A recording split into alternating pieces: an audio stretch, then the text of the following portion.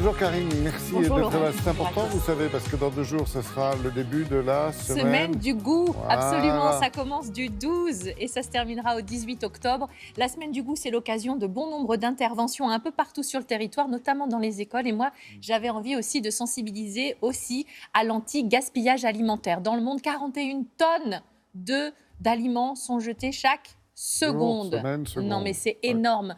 Donc, en fait, il faut absolument faire quelque chose et c'est pourquoi, jusqu'à demain, je vous proposerai des recettes, en plus, qui vous permettront de faire des économies, puisque demain, on verra que quand on mange, par exemple, des sardines, on ne jette pas l'huile qu'il y a dans la boîte, on ne jette pas la boîte. On va vous expliquer que faire avec tout ça. C'est pas bon, mais c'est pas cher, c'est ça? Ou c'est bon et Mais ce n'est pas c'est cher? bon. Comment ça, c'est pas bon? Dites Pour donc, voir. monsieur Bignolas. Je n'aime pas les sardines. Et aujourd'hui, on va faire un petit velouté. Alors, il faut savoir que tout ce qui est velouté, soupe, sont vraiment des partenaires indispensables de l'anti-gaspi, puisque finalement, on va pouvoir recycler ou tout utiliser, ou presque, à l'intérieur. Donc aujourd'hui, on va utiliser les pieds de chou. C'est trop chou, que ce soit le brocoli ou le chou-fleur. On cuisine les fleurettes et puis on le laisse de côté, ce pied, alors qu'il a du goût, vraiment, presque plus que les fleurettes. Et on va pouvoir en faire plein de choses. Et on va aussi cuisiner dans notre velouté des croûtes. Oui, monsieur, des croûtes de parmesan. Des croûtes et des pieds.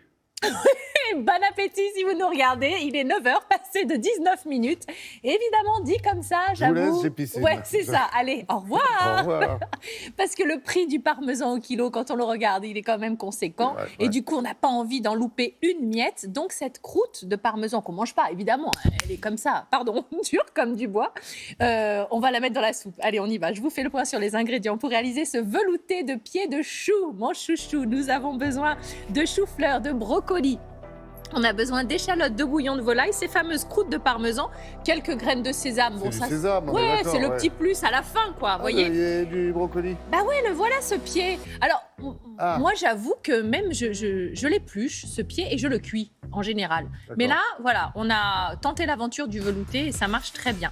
Donc, on ne les jette plus. En tout cas, ça, c'est ce qui m'intéresse. Parfois, il y a Et vous jetez le reste. comment dire, une enveloppe un peu épaisse autour. Donc là, forcément, on l'enlève, une peau. Voilà, on va l'éplucher. Que ce soit le pied de brocoli, qui est d'ailleurs un petit peu plus tendre que le pied du chou-fleur. Et une fois que vous avez enlevé ça, bien sûr, ça part pour votre petit lapinou. Vous allez, voilà, la fameuse croûte de parmesan là qu'on n'utilise jamais. Ah ben ça, non mais attendez, ça donne un goût incroyable à votre velouté, mais vraiment. Et puis, un chou est un chou. Un chou est un chou. Vous allez donc découper vos pieds, oui, en petits dés. L'horreur. Le pied de brocoli. Si on prend que la bande son de cette séquence, on va avoir quelques soucis. Ouais. Donc on découpe en petits dés. On fait pareil avec l'échalote. Vous l'épluchez, vous la ciselez, et là on va passer en cuisson. Donc un peu d'huile d'olive dans une casserole. Vous allez faire revenir votre échalote. Vous pouvez mettre un oignon, évidemment, vous faites avec ce que vous avez à la maison. Et ensuite, on va rajouter les petits dés de nos pieds. Bah ouais, oh là là, mais c'est incroyable. Oh, mais c'est une honte, monsieur. Alors, une touille. Oui, vous faites bien revenir tout ça. Vous allez mettre vos croûtes à l'intérieur. Ah bah oui, je suis désolée, il faut bien appeler un chat et une croûte. Donc vous laissez bien revenir un petit peu tout ça et vous allez mouiller avec du bouillon de volaille bien chaud.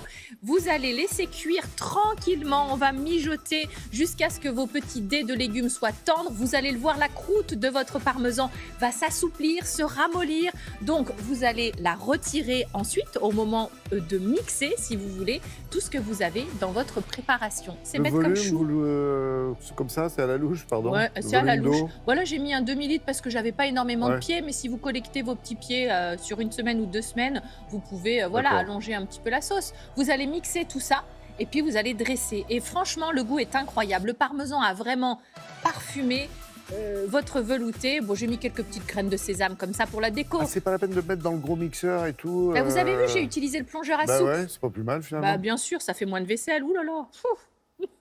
Donc voilà, vous pouvez mettre quelques petits lardons revenus, évidemment, quelques croûtons, ça ne mange pas de pain, si j'ose dire.